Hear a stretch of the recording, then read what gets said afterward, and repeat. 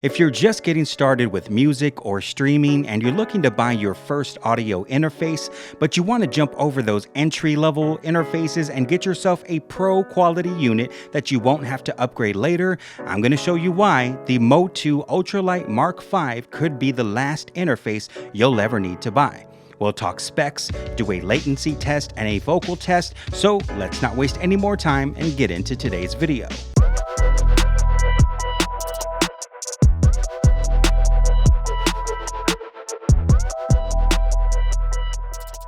What's up, YouTube universe? This is Jacob Dark, and if you're new here, I'm somebody that's always trying to get my hands on the latest tech to review, test, and give my opinions to help everyday people just like me make that final purchase decision. Now, today's video is sponsored by Pitbull Audio, who did send me today's unit to review, but like always, I'll give you my unbiased, honest opinion and let you know if there's anything I think could be better. Now, let's get on with the video.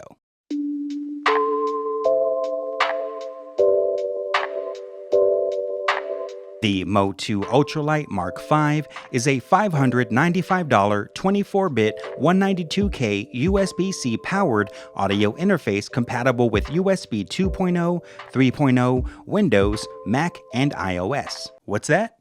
This device is not USB-C powered like every other interface I've had in my possession over the last year? But what could it possibly need all that power for? Let's start with build quality. It's housed in a steel and cast aluminum body, which is rack mountable and sits in at almost 3 pounds. The knobs have an internal click which you can feel as you rotate, feel solid, and are easy to grip. We only have pad and phantom power buttons, but they don't feel cheap in any way. They went all out on the display and said screw LED, we're going OLED, yes OLED, which leads to nice vivid meters for those who fall in love with their eyes and provides input and output metering. I wonder if I can play my Series X on that screen. The only downside I see in build quality is the connections are a bit wobbly. On the front, from left to right, we have your XLR lockable mic pre-line instrument inputs capable of an astounding 74 dB gain range. This means this unit has so much gain it can handle dynamic mics like the SM7B without the need of a cloud lifter, which is what I happen to be using for this video.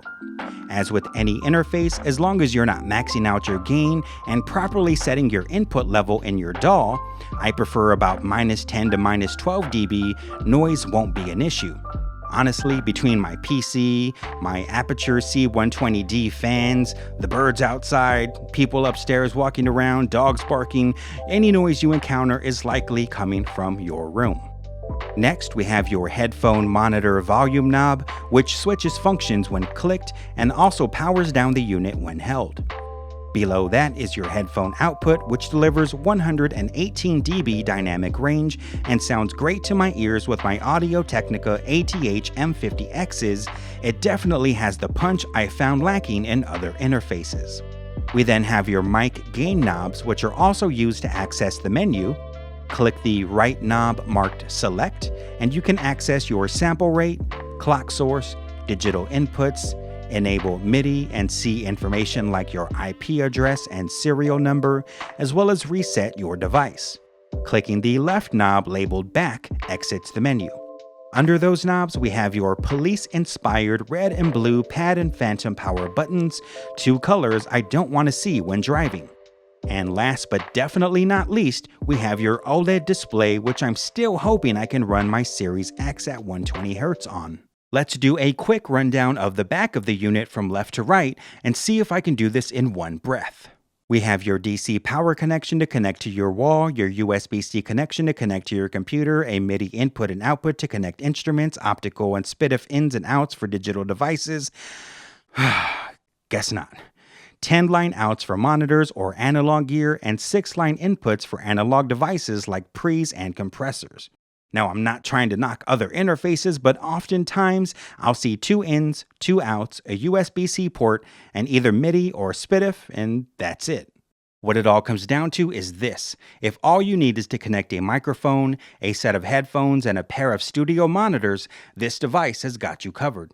But if you decide down the line you want to add a preamp or a compressor, this device has got you covered. And if you decide you want to add a second, even a third set of monitors to your setup, this device has got you covered. Whether it's just you or you're tracking a whole band, it's got all the connectivity you could ever want for $595.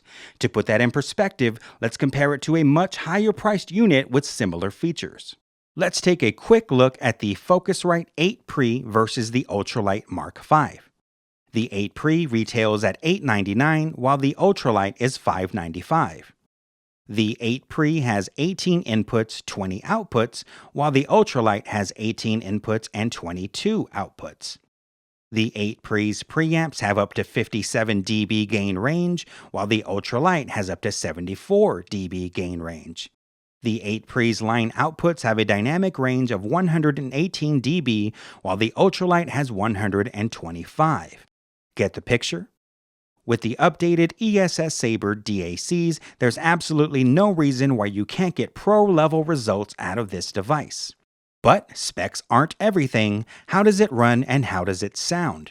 On my Windows 10 PC, the drivers have been flawless, and I've had zero issues running this device with a 48K sample rate and 256 buffer size. I have an M1 Mac Mini which should arrive soon, and I'll report performance in the comments section after I've had some time with it, but I'd imagine it should be smooth. Now, I'm not going to deep dive into the Mk5 software, but you can control your inputs and output functions, assign mixes, change your settings like sample rates and buffer sizes, and customize the built-in DSP with reverb, EQ, and compression. Quick side note, this unit does have loopback for those needing that feature. And now, as always, let's run a latency test.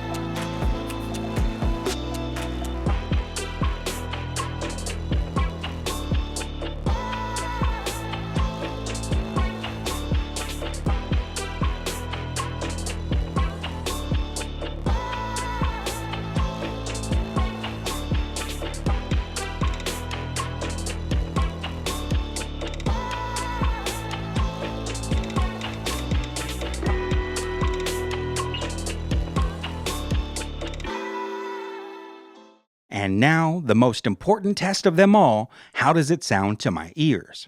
I've had audio interfaces that add color, give character, and really help to feel the music, which is important during the creation process. And I've had interfaces that sounded cold and sterile, very clinical, which is great for mixing, but can be kind of uninspiring. This unit here is the best of both worlds. Not only is it super clean, but there's nothing I find lacking in terms of depth and fullness, and it sounds great to my ears. Whether you're an audio engineer or an audiophile, the Mk5 can do it all.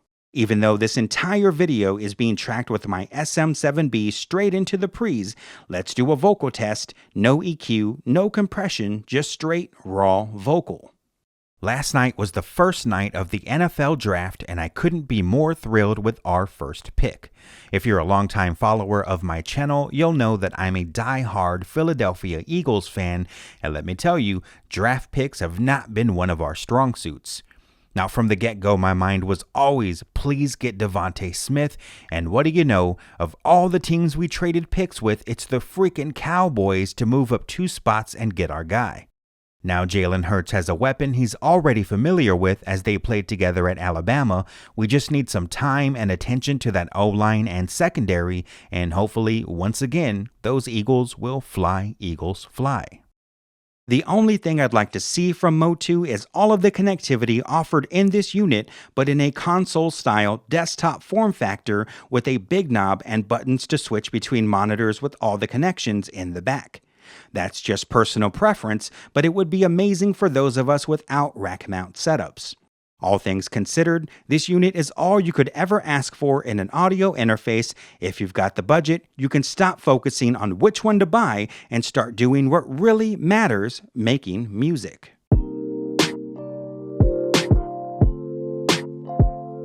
That's going to do it for today. So as always, be sure to hit that subscribe button and that notification bell so you can be alerted each time I upload more content. So as always, thank you for watching, stay tuned, and have a great day.